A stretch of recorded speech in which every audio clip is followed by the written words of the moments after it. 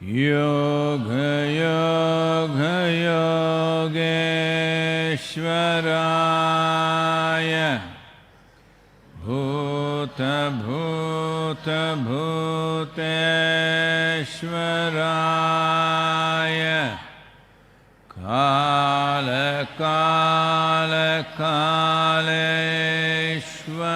कालकालकालेश्वराय शिव शिव सर्वेश्वराय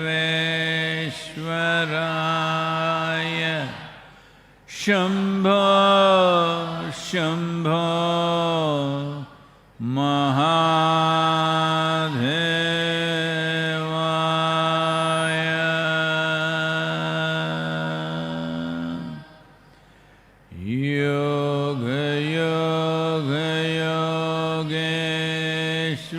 योगयोगयोगेश्वराय भूतभूतभूतेश्वराय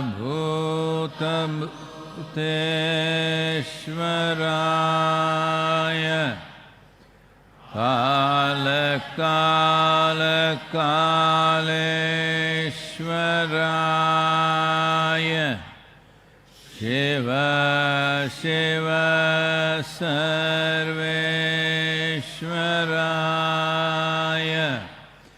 शम्भो शम्भो महादेवाय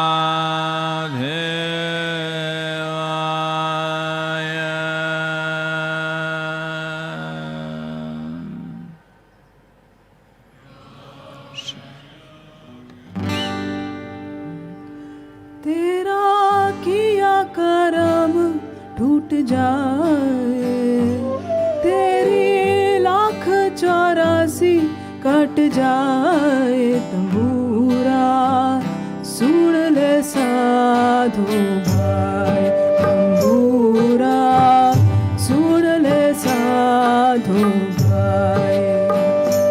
तेरा किया करम छूट जाए, तेरी 1,84 कट जाए, तंबूरा सुन ले साधु भाई, तंबूरा सुन ले साधु भाई।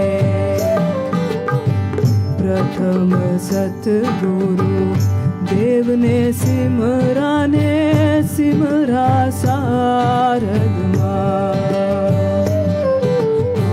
प्रथम सतगुरु देव ने सिमराने सिमरा सारद दर्शन दीजो माणे परसण हो जो मारे, दर्शन दीजो मारे ऐसो परसण हो जो मारे, हृदय हिम्मत आवे, तंबूरा सुन ले साधु भाई, तंबूरा सुन ले साधु भाई।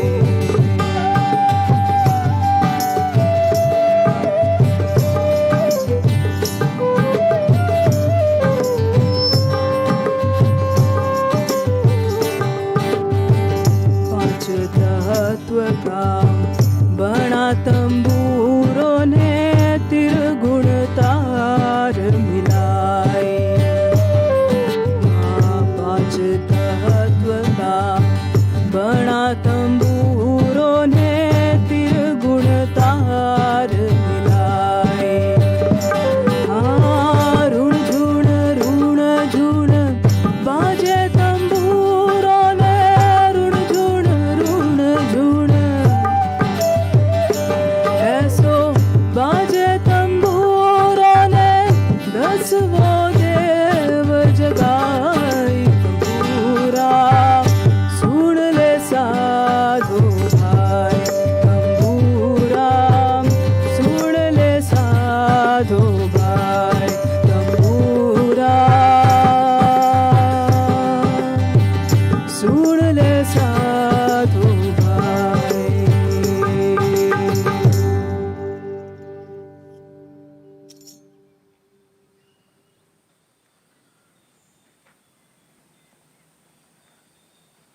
तो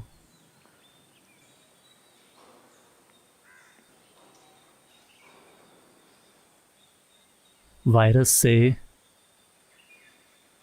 होने वाली मौतों की संख्या बढ़ती जा रही है। America, Spain, France, UK, Belgium सभी काफ़ी तेज़ी से बढ़ रहे हैं। भारत अभी भी अच्छा कर रहा है, अभी अभी 200 पार हुआ है, लेकिन अगले हफ्ते 10 दिन इस पर नज़र बनाए रखनी होगी। लोगों का अनुमान है कि बहुत तेज़ी से बढ़त हो सकती है। अगर लॉकडाउन बहुत सख्ती से लागू नहीं किया जाता है तो मुझे लगता है कि मेडिकल कम्युनिटी की इस सलाह को देखते हुए सरकार लॉकडाउन को अधिक कड़ाई से लागू करने के लिए नए संकल्प के साथ आगे बढ़ रही है, ये तय करने के लिए कि बढ़त तेज ना हो। लेकिन दुर्भाग्य से पिछले 24 घंटों में भारत में वायरस से पीड़ित पहले डॉक्टर की मौत हो गई है। वो पहले मेडिकल व्यक्ति थे, ये अफसोस की बात है। उनमें से बहुत से लोग इन्फेक्टेड हैं, लेकिन ये पहले व्यक्ति थे जिनकी मौत हो गई। मेडिकल कम्युनिटी और सुरक्षा बलों पर भार बहुत कम हो सकता है अगर हर एक नागरिक जिम्मेदारी से बर्ताव करे और खुद को लॉक कर ले। ये बहुत महत्वपूर्ण है। और मैं एक बार फिर से हमारे चीनी वॉलेंटियर्स के नए बैच का शुक्रिया अदा करना चाहता हूँ। हम सिर्फ शायद कल शाम तक हमें 10,000 N95 मास्क मिल जाएंगे जिनकी चिकित्सा कर्मियों को ज़रूरत है, और लगभग 1,000 प्रोटेक्टिव सूट्स जो उन लोगों के लिए महत्वपूर्ण हैं जो अपनी मर्जी से वायरस का सामना करते हैं, और 2,000 से अधिक प्रोटेक्टिव चश्मे और 5,000 से अधिक प्रोटेक्टिव जूतों के जोड़े और 100 से अधिक बक्से डिस्पोजेबल दस्तानों के और 20 यूवी डिसइंफेक्शन लैम्प्स जो मास्क और दस्तानों को फिर से उपयोग करने लायक बनाते हैं। हम अपने चीनी वॉलंटियर्स के बहुत आभारी हैं और उन्हें धन्यवाद देते हैं।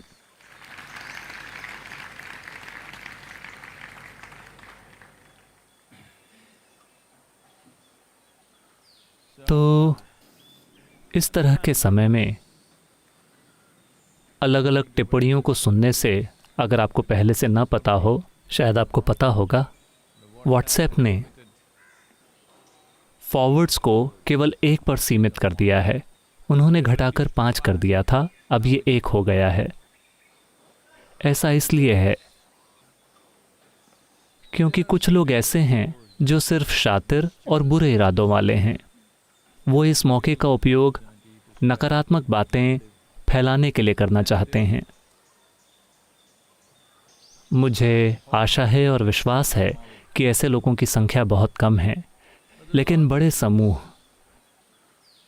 डर के कारण इसे बढ़ा चढ़ा देते हैं। डर, मैंने हमेशा देखा है कि ये एक ऐसी चीज़ है जो इंसानों के मन में सब कुछ बढ़ा चढ़ा देती है।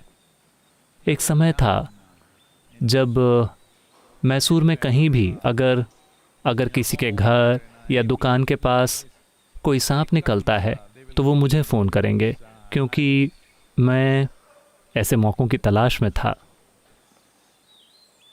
तो वो कहेंगे बहुत बड़ा सांप है, उसने अपना फन उठाया, वो इतना बड़ा है। आप वहाँ जाते हैं और आप चारों ओर देखते हैं, फिर आपको कुछ इतना बड़ा मिलता है और वो एक रैट स्नेक है। वो नाग सांप नहीं है और निश्चित रूप से इसका फन नहीं होता, लेकिन उन्होंने वास्तव में इतना बड़ा फन देखा। उन्होंने मनगढ़ंत बात नहीं कही। डर इंसानी मन के साथ ऐसा करता है। जब लोग डरे हुए होते हैं तो सब कुछ वैसा हो जाता है। तो ये बहुत महत्वपूर्ण है कि हम खतरनाक स्थितियों को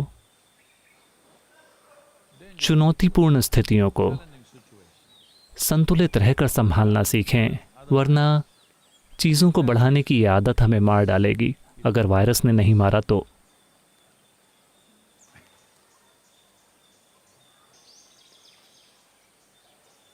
एरिज़ोना में ऐसा हुआ। एक टूरिस्ट एरिज़ोना गया और उसने चारों ओर देखा, सब कुछ सूखा सूखा था। तो उसने एक लोकल आदमी से पूछा कि आपने कभी यहाँ बारिश देखी है? इस जगह में यहाँ कितने दिनों में बारिश होती है? सब कुछ बिल्कुल सूखा है। तो लोकल आदमी थोड़ा नाटकीय हो गया। बारिश बारिश? अरे हमारे शहर में ऐसे मेंढक हैं जो 10 साल के हो गए हैं और उन्होंने अभी भी तैरना नहीं सीखा है। तो चीज़ों को बढ़ा चढ़ा देना इंसानी मन की प्रकृति है, जब वो डर से भरा हो या जब वो असुरक्षित हो। असुरक्षा और डर ऐसी दो चीज़ें हैं जो आपसे हर चीज़ बढ़वा देंगी। तो उन्हें व्हाट्सएप को रोकना पड़ा। आप एक से ज़्यादा बार फॉरवर्ड नहीं कर सकते, आपको बैठकर इसे करना होगा। आप कितने लोगों को भेजना चाहते हैं, आपको उतनी बार इसे दबाना होगा। ये थोड़ा हौसला तोड़ने के लिए है, ताकि आपका डर हर जगह ना फैले, क्योंकि डर और घबराहट वायरस से भी कहीं ज़्यादा तेज़ी से फैलते हैं। हमें इसे रोकना होगा, ये बहुत महत्वपूर्ण है।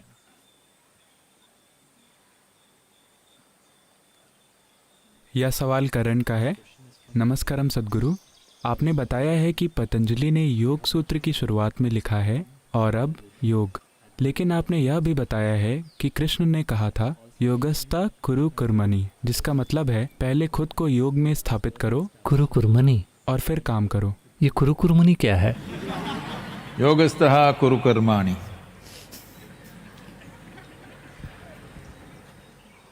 मैं कंफ्यूज्ड हूँ कि क्या मैं पतंजलि की बात मानकर भौतिक संसार का आनंद उठाने के बाद योग शुरू करूं, या कृष्ण की बात मानूं जहां मैं पहले योग शुरू करूं और उसके बाद संसार में शामिल हूं।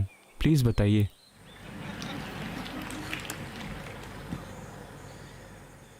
ऐसा लगता है कि बहुत सारे लोग खुश हैं क्योंकि उन्हें लगता है कि उन्हें एक छेद मिल गया है, सुबह की साधना से बचने का रास्ता। इसमें कोई छेद नहीं है। वैसे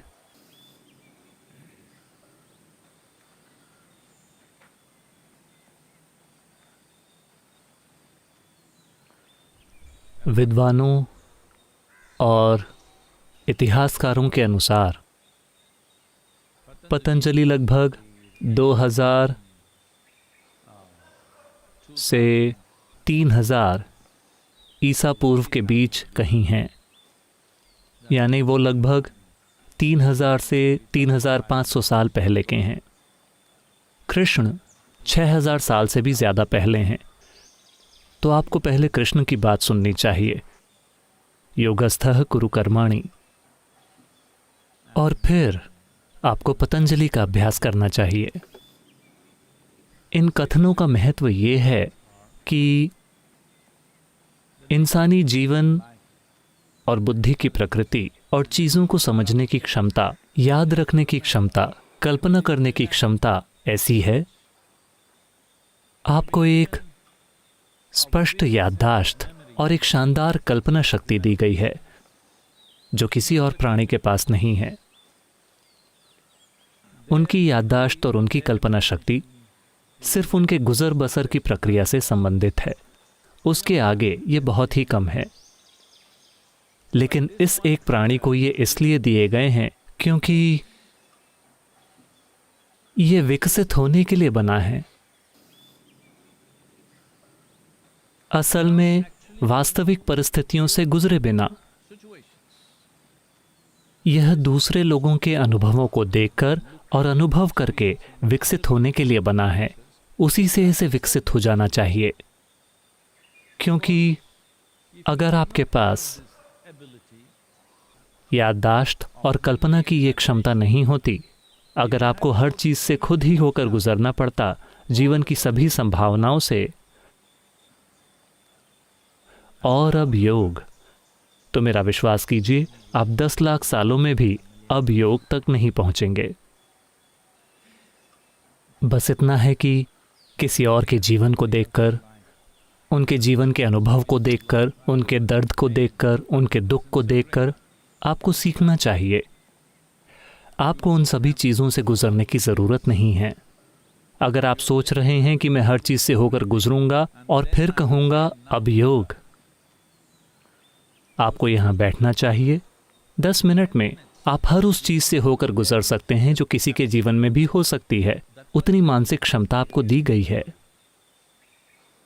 आपने गौतम बुद्ध के बारे में सुना है।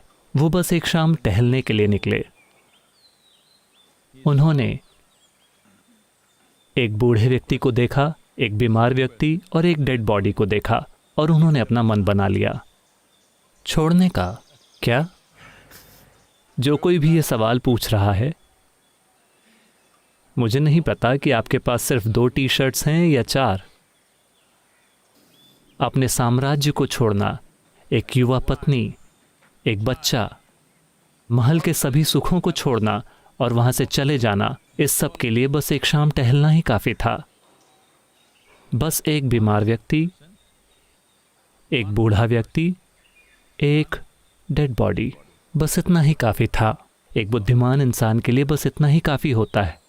बस इतना ही। हर व्यक्ति के पास ये बुद्धि है, लेकिन वो अपनी बुद्धि का इस्तेमाल इस तरह की चीज़ों को बनाने में करते हैं। वो कोई छेद ढूंढना चाहते हैं। मैं अपने जीवन में कैसे असफल हो सकता हूँ, उनका ध्यान बिल्कुल पक्का है। मैं अपने जीवन में सफल कैसे हो सकता हूँ, नहीं, उनका ध्यान वहाँ नहीं है। मैं अपने जीवन में भटक कर असफल कैसे हो सकता हूँ।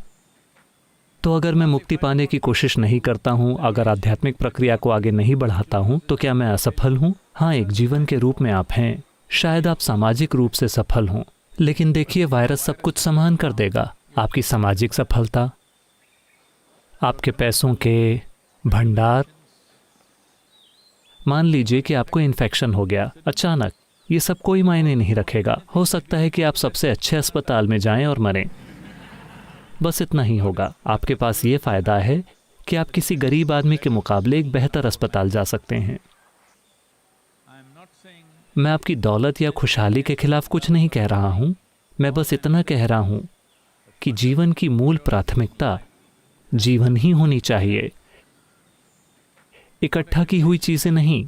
वो सामाजिक नाटक और मानसिक नाटक नहीं जो आप कर रहे हैं। तो जब आप अपनी बुद्धि का उपयोग एक छेद ढूंढने के लिए करते हैं, तो आपको एक छेद मिल जाएगा, क्योंकि आखिरकार ये आपका मन है। आखिरकार ये आपका मन है। आप अस्तित्व में कोई छेद नहीं ढूंढ रहे हैं। आप नहीं ढूंढ सकते। आपको ये छेद अपनी खुद की सोच में और अपने खुद के मानसिक ढांचे में मिलेगा। ये आसान है। ये छेदों से भरा हुआ है। ये छेदों से भरा हुआ है। नीचे गिरने में कोई भी समस्या नहीं है। अगर आप ऊपर चढ़ना चाहते हैं, देखिए ये एक बोबोआ पेड़ है, बहुत शानदार। मैंने इस पेड़ को देखा था ऑस्ट्रेलिया में, लेकिन फिर मुझे लगा कि ये शायद यहाँ नहीं उगेगा। लेकिन फिर मैं रामेश्वरम गया। वहाँ एक बहुत बड़ा बोबोआ का पेड़ है, जहाँ लगभग 10-15 लोग उसके ऊपर बैठ सकते हैं और खाना खा सकते हैं।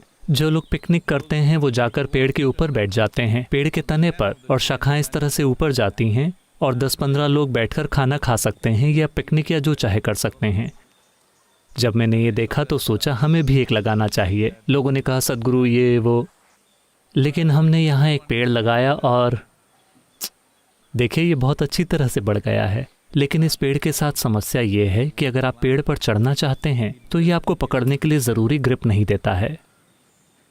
तो अब अगर आप इस पेड़ पर चढ़ना चाहते हैं तो आपको बहुत सावधानी और जागरूकता के साथ ऐसा करना होगा। पेड़ के ऊपर जाना। एक समय था जब अगर मैं किसी पेड़ को देखता था तो सबसे ऊंची शाखा, मुझे वहाँ होना ही है। अब वहाँ नहीं जाता, लेकिन पहले ऐसा ही था। लेकिन अगर आप इस पेड़ पर चढ़ना चाहते हैं तो आप देखेंगे कि इसमें बहुत सारी जागरूकता लगेगी। शारीरिक ताकत एक चीज़ है, लेकिन सिर्फ शारीरिक ताकत आपको वहाँ नहीं ले जाएगी। ऊपर जाने के लिए एक स्तर के निरीक्षण और ध्यान की ज़रूरत होगी। लेकिन अगर आप बस नीचे गिरना चाहते हैं तो ये बहुत आसान है, सच में, क्योंकि गुरुत्वाकर्षण आपके साथ है। गुरुत्वाकर्षण हमेशा आपके लिए काम कर रहा है, आपको नीचे लाने के लिए। तो हमेशा ऐसा ही होता है। अगर आप एक ऊंचे मुकाम तक विकास करना चाहते हैं तो चुनौतियां ही चुनौतियां हैं, लेकिन अगर आप डूबना चाहते हैं तो वो आसान है। हालांकि ये आपके जीवन की क्वालिटी को गिरा देगा, लेकिन आपको उस स्तर पर भी संग साथ के लिए लोग मिल जाएंगे और आपको लगेगा कि सब कुछ नॉर्मल है। देखिए, आप चाहे जहाँ भी बैठते हैं, आप चाहे जीवन के किसी भी स्तर पर बैठ जाएं, आपको कुछ लोगों का साथ मिल जाएगा और आप सोचेंगे कि सब नॉर्मल है। अगर आप जाकर खड़े हो जाएं, तमिलनाडु में शटडाउन के दौरान भी टस्मैक अभी भी खुली है, शराब की दुकानें अभी भी खुली हैं, क्योंकि इन्हें सरकार चलाती है। बहुत सावधानी से और सुरक्षित तरीके से इसे खुला रखा गया है। अगर आप उसे पी लेते हैं तो वैसे भी हर कोई आपके साथ सोशल डिस्टेंसिंग रखेगा। तो जो लोग वहां पीने के लिए इकट्ठा होते हैं, अगर आप उनको देखें, इस सड़क पर अगर आप गाड़ी चलाते हैं तो आप देखेंगे कि कुछ लोग सड़क पर बेहोश पड़े हैं शाम को 6, 6:30 के आसपास। आपको लगेगा कि वो गिर गया है, लेकिन उसे लगता है कि उसे चढ़ी हुई है। हाँ, जीवन के बारे में यही तो पूरी बात है। वो सड़क पर गिरा पड़ा है, आप सोचते हैं अरे ये गिर गया, लेकिन उसे लगता है कि उसे चढ़ी हुई है। और उसके पास ऐसे लोगों का साथ है जो सभी सोचते हैं कि ये चढ़ी हुई है। धीरे धीरे उनकी संख्या आपसे ज़्यादा हो रही है। आपको सावधान रहना चाहिए, क्योंकि वो ऊंची चीज़ बन जाएगी और ये नीची चीज़ बन जाएगी, क्योंकि ये एक लोकतांत्रिक प्रक्रिया है। जब संख्याएं बढ़ती हैं तो वही असली चीज़ बन जाएगी। पहले ही उनकी संख्या तेज़ी से आगे बढ़ रही है, हर किसी के मुकाबले। नॉर्मल आदमी का मतलब है कि आपको सिगरेट और शराब पीनी चाहिए, वरना आप किस तरह के इंसान हैं। लेकिन अब वायरस आपसे कह रहा है कि अगर आप सिगरेट पीते हैं तो हम आप पर हावी हो जाएंगे। तो ऐसी चीज़ें मेरे साथ हुई हैं। मेरा एक दोस्त मुझसे मिलता है करीब 25-30 सालों के बाद। स्कूल में हम बहुत अच्छे दोस्त थे। मैंने उसे लंबे समय से नहीं देखा है। वो चार्टर्ड अकाउंटेंट वगैरह बन गया है। मैसूर में मैं अपनी कार में बैठने ही वाला हूँ और इस आदमी ने भी अपनी कार मेरी कार के बगल में पार्क की हुई है और सिगरेट उसके होंठों से लटक रही है और वो वैसा बन गया है। मैं उसे उसके नाम से पुकारता हूँ और कहता हूँ हे। वो मुझे यूं देखता है। शुरू में वो मुझे पहचान नहीं पाता और फिर मैं उसे उसके उस नाम से पुकारता हूँ जो हमने स्कूल में उसे दे रखा था। तो मैं कहता हूँ अरे गुफ। फिर वो मुझे पहचानता है। अरे अरे, लोगों ने मुझे बताया कि तुम एक गुरु बन गए हो। ओह ओह। और फिर इस तरह से सिगरेट नीचे डालकर, तुम सिगरेट नहीं पीते? वो सिगरेट का पैकेट निकालता है। तुम सिगरेट नहीं पीते? मैंने कहा नहीं। तुम शराब नहीं पीते? मैंने कहा मैं पानी पीता हूँ। उसके दिमाग में मेरे साथ कुछ अबनॉर्मल हो गया है, पूरी तरह से अबनॉर्मल, क्योंकि मैं सिगरेट नहीं पीता, मैं शराब नहीं पीता, मैंने जिंदगी छोड़ दी है। तुमने सब कुछ छोड़ दिया है क्या?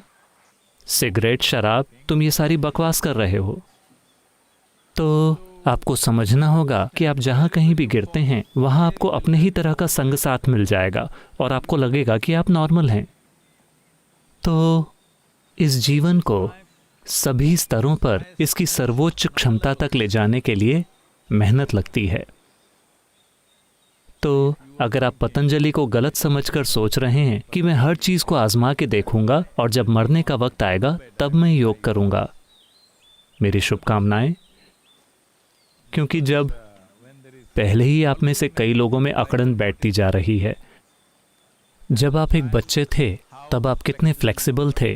धीरे धीरे आप ऐसे बन रहे हैं, आप फर्श पर बैठ भी नहीं सकते। देखिए, मैं छड़ी के बिना नहीं चल सकता, यानी आप अपंग हैं, है ना।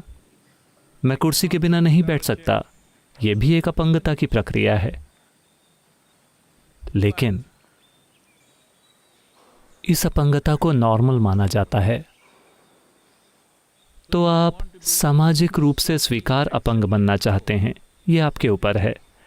मैं बात कर रहा हूं जीवन के खुद एक स्टैंडर्ड होने के बारे में, सोशल स्टैंडर्ड्स की नहीं। ये जीवन कैसा, ये कैसा होना चाहता है। क्या ये अपने कानों से धुआं छोड़ना चाहता है? हेलो, क्या ये धुआं छोड़ना चाहता है? ये जीवन धुआं नहीं छोड़ना चाहता। ये जीवन जीना चाहता है या चित होना चाहता है? ये जीवन जीना चाहता है। चूंकि आपको नहीं पता कि खुद को कैसे संभालें, आप इस तरह के भागने के रास्ते खोज रहे हैं। तो क्या मुझे उन सभी चीज़ों को आजमाना चाहिए और फिर योग करना चाहिए? उन सारी चीज़ों को पूरा करने तक आप शायद किसी भी तरह का योग करने के लिए पूरी तरह से नाकाबिल बन जाएंगे। तो पतंजलि वो नहीं कह रहे हैं, वो कह रहे हैं अपने दिमाग का इस्तेमाल कीजिए, उन क्षमताओं का प्रयोग कीजिए जो प्रकृति ने आपको दी हैं हर चीज़ को आजमाने के लिए। हर चीज़ आजमाने का मतलब ये नहीं है कि आज आप सबसे पहले जाकर टसमैक की दुकान पर खड़े हो जाएं। वहाँ भी सोशल डिस्टेंसिंग है, उन्होंने गोले बना रखे हैं। फिर आप 6 महीने शराब पीते रहेंगे, फिर 2 साल लिवर प्रॉब्लम चलेगी, फिर लिवर ट्रांसप्लांट होगा। अब आपको सिगरेट पीकर देखनी होगी। इस तरह आप एक के बाद एक चीज़ें आजमाते रहेंगे और फिर एक दिन आप योग करेंगे। और अब योग नहीं, आपको यहाँ यूं बैठना चाहिए। गौतम बुद्ध बूढ़े नहीं हुए, बीमार नहीं हुए, ना ही वो मरे। उन्होंने बस एक बूढ़े आदमी, एक बीमार आदमी और एक डेड बॉडी को देखा, और बस। पतंजलि आपसे यही कह रहे हैं, योगस्थः कुरु कर्माणि। मुझे नहीं लगता कि मुझे आपसे कहना होगा, लेकिन पहले खुद को योग में स्थापित कीजिए और फिर काम कीजिए। इसका मतलब है कि आपके चारों ओर जो है उसके साथ थोड़ी एक रूपता का अनुभव किए बिना अगर आप कुछ करते हैं तो आप केवल विनाश ही करेंगे, कोई और तरीका है ही नहीं। अगर एक रूपता का थोड़ा अनुभव होगा तो आप इस धरती पर कोमलता से चलेंगे। अगर आपको लगता है कि आप अपने आप में एक अलग जीवन हैं जिसमें आपके आसपास की किसी भी चीज़ का कोई योगदान नहीं है, तो आप एक बेवकूफ़ की तरह चलेंगे।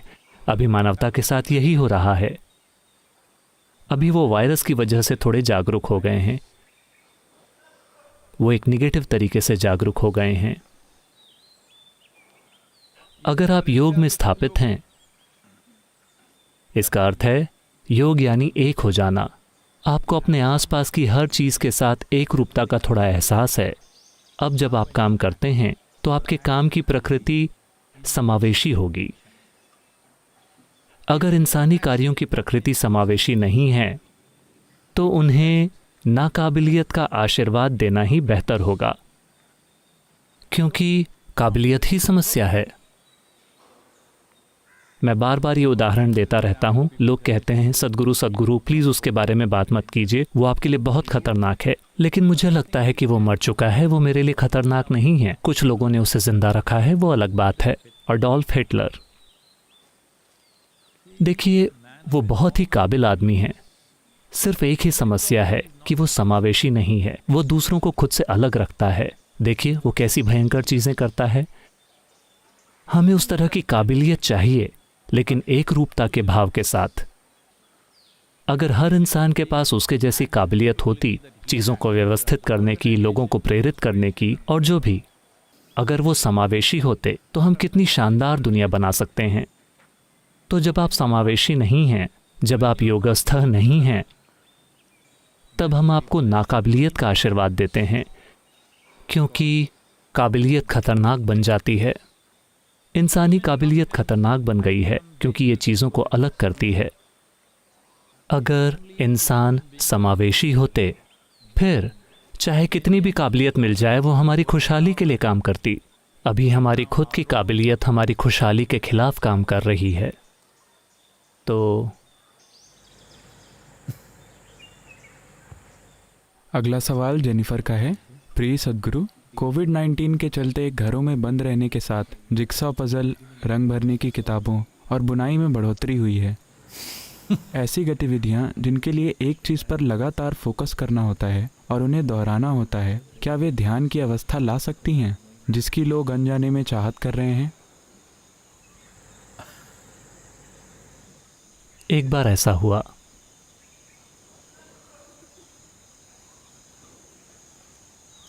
शंकरन पिल्लई घर घर जा रहे थे। अभी वो जा रहे हैं। वायरस के लॉकडाउन के समय अपना व्यापार चला रहे हैं। वे ऐसे मशीनी खिलौने बेच रहे थे जिनमें बच्चों को अलग अलग हिस्से जोड़ने होते हैं, जिसके लिए थोड़े फोकस और बुद्धि की ज़रूरत होती है। तो वो एक घर में गए। एक युवा माँ कोई ऐसी चीज़ खरीदना चाहती थी जो बच्चे को व्यस्त रखे, और शंकरन पिल्लई ने खिलौना दिखाया कि ये क्या है और इसे कैसे जोड़ते हैं। तो उसने जैसे भी कोशिश की वो उसे जोड़कर नहीं बना पाई, और उसने कहा, एक बच्चे के लिए क्या ये थोड़ा ज़्यादा मुश्किल नहीं है? शंकरन पिल्लई ने कहा, नहीं नहीं, ये ऐसा खिलौना है जो बच्चे को जीवन के तौर तरीके सिखाएगा। आप इसे चाहे जैसे लगाएं ये गलत ही होगा।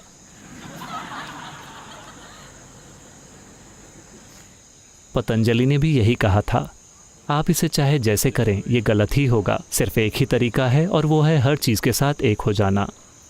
तो अगर मैं जिक्सा पज़ल करूं या क्रॉसवर्ड पज़ल करूं, ऐसा कुछ जिसमें मैं व्यस्त रह सकता हूं। देखिए, अगर आप एक किताब पढ़ते हैं या जिक्सा करते हैं या कुछ और, निश्चित रूप से थोड़ी मात्रा में फोकस की ज़रूरत होती है। आमतौर पर अगर आप फोकस बनाए रखते हैं, मान लीजिए कि आप एक दिलचस्प किताब पढ़ रहे थे और आपका फोकस उसी पर बना रहा, आपका फोकस पूरी तरह से उस किताब पर ही था, इस हद तक कि धीरे धीरे आसपास की चीज़ें गायब हो गईं क्योंकि किताब बहुत दिलचस्प हो गई। योग में इसे धारणा कहते हैं। इसका मतलब है कि आपके पास फोकस है, आप और किताब इतना ही रह गया है, बाकी दुनिया गायब हो गई है। इस मायने में ये थोड़े काम का है, निश्चित रूप से। लेकिन आप पजल या कुछ और को एक ध्यान बटाने की चीज़ जैसे ज़्यादा इस्तेमाल कर रहे हैं, फोकस करने के तरीके के बजाय। आपके ऐसे करने का कारण है कि बस यहाँ अकेले बैठे रहना आपको पागल बना देगा, जब तक कि आप कुछ कर न रहे हों, या फ़ोन पर या इससे या उससे आपको कुछ ना कुछ करते रहना होगा, वरना आप पागल हो जाएंगे। मैं कह रहा हूँ कि कम से कम यही समय है ये जानने का कि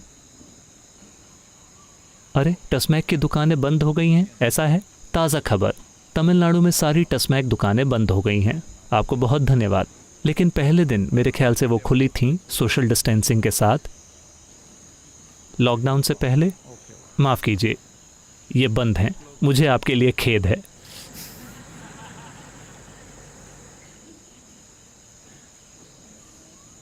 आप इसे ध्यान बटाने के लिए इस्तेमाल कर रहे हैं। आप अपने फोकस को ध्यान बटाने के तरीके की तरह इस्तेमाल कर रहे हैं। मैं कह रहा हूं कि ये लॉकडाउन का समय, कम से कम ये पता लगाइए कि आप कितने पागल हैं। कम से कम एक जांच कीजिए। किसी डॉक्टर के पास जाने की ज़रूरत नहीं है, क्योंकि वो मनोरोग चिकित्सा भी लॉकडाउन में है। खुद पता कीजिए।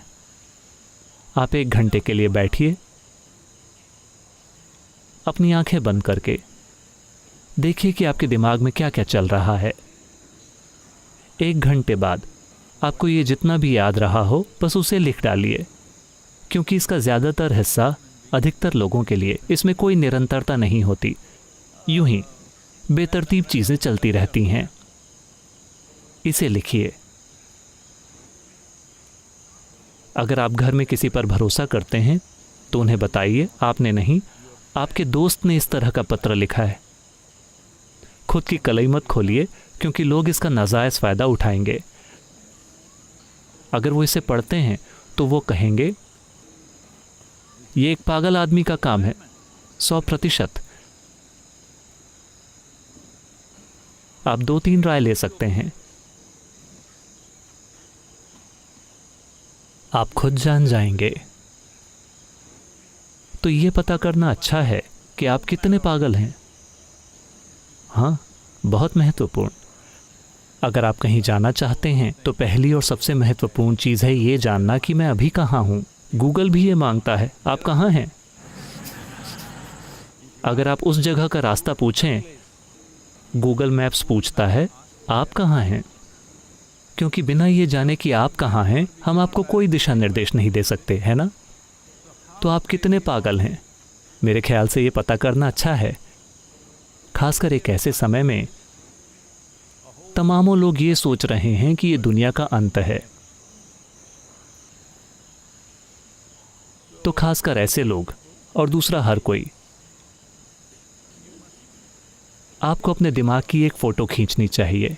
ये किसी स्कैन या वैसी चीज़ से नहीं निकलेगी, आपको इसे खुद देखना होगा। तो जब आप पागलपन की ऐसी हालत में हो तो आप इस तरह कहाँ जाने वाले हैं, और आप जहाँ भी जाते हैं उससे क्या फ़र्क पड़ता है। वही चीज़ें आपके पीछे आएंगी, वही समस्याएं जारी रहेंगी। हम बाहरी माहौल बदल सकते हैं लेकिन उससे जीवन की क्वालिटी नहीं बदलने वाली। तो पहले ही कई सवाल आ रहे हैं, क्या ये दुनिया का अंत है? वायरस के बाद का क्या दृश्य होगा? क्या हर चीज़ बदल जाएगी? हमारे जीवन बदल जाएंगे? दुनिया बदल जाएगी? ये पहले जैसी फिर कभी नहीं होगी। वैसे भी दुनिया कभी वैसी नहीं रहती। आज ये जैसी है 10 दिन बाद ये उस तरह नहीं होगी। वायरस के जाने के बाद क्या होगा? ऐसा हुआ था न्यूक्लियर वैज्ञानिकों के एक ग्रुप में, न्यूक्लियर वैज्ञानिक क्लब, उनकी मीटिंग हो रही थी। उनमें से एक ने, जो काफ़ी निराशावादी था, कहा जिस तरह से हम ये कर रहे हैं 10 साल के अंदर एक ऐसा विस्फोट होगा जो अंतरिक्ष के आकार का होगा, जिसमें सब खत्म हो जाएगा। दूसरे वैज्ञानिक ने कहा मैं इस बारे में शर्त लगाने को तैयार हूं कि ऐसा कुछ नहीं होगा। 1 पर 100 की शर्त, मैं शर्त लगाता हूं। तो दूसरे वैज्ञानिक ने कहा तुम्हें इतना यकीन कैसे है? उसने कहा देखो, ऐसा नहीं है कि मुझे किसी भी चीज़ के बारे में यकीन है, बात बस इतनी है कि अगर मैं जीतता हूं तो मुझे शर्त का पैसा मिल जाएगा। अगर तुम जीतते हो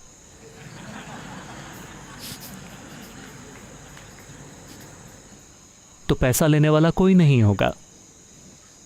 तो जिक्सा पजल, शतरंज का खेल, ये सारी चीज़ें थोड़े समय के लिए अच्छी हैं, लेकिन ये ध्यान बटाने की चीज़ें हैं, ये कोई समाधान नहीं है। मैं आपको बता रहा हूँ, इस समय का इस्तेमाल उस जीवन को उन्नत बनाने के लिए कीजिए जो जीवन आप हैं। मैं इसे कैसे करूँ? इसे करने के कई तरीके हैं, कई विधियाँ और साधन हैं। ये समय उन्हें प्रस्तुत करने का नहीं है। पहली चीज़ ये है, हर दिन बस अकेले बैठिए 1 या 2 घंटे आंखें बंद करके। इससे फ़र्क नहीं पड़ता। फ़र्क नहीं पड़ता कि दिमाग क्या कह रहा है, इससे फ़र्क नहीं पड़ता कि आपका शरीर इसके लिए संघर्ष करता है। बस बैठिए, जीवन बदल जाएगा, मेरा यकीन कीजिए।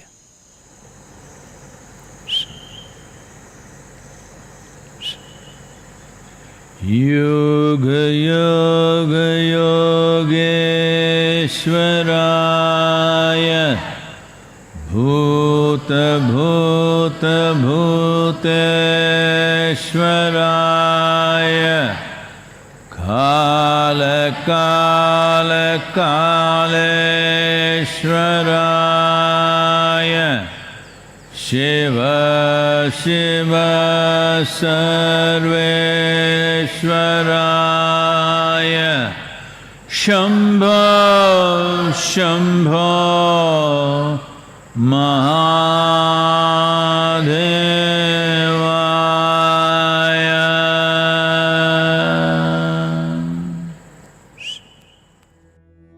योग योग योगेश्वराय भूत भूत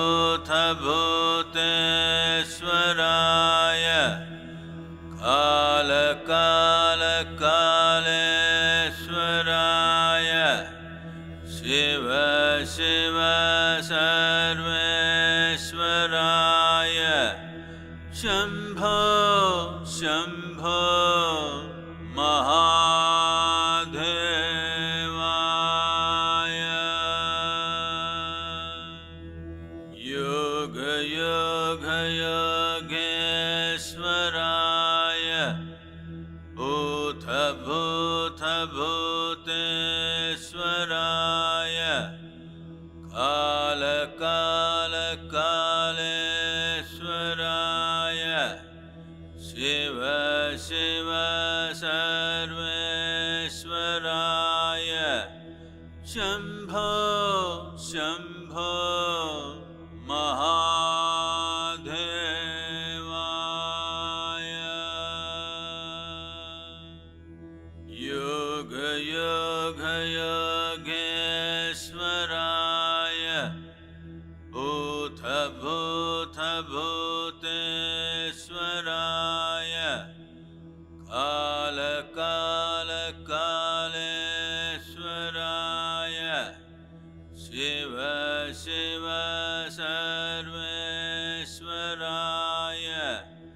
शम्भो शम्भो महा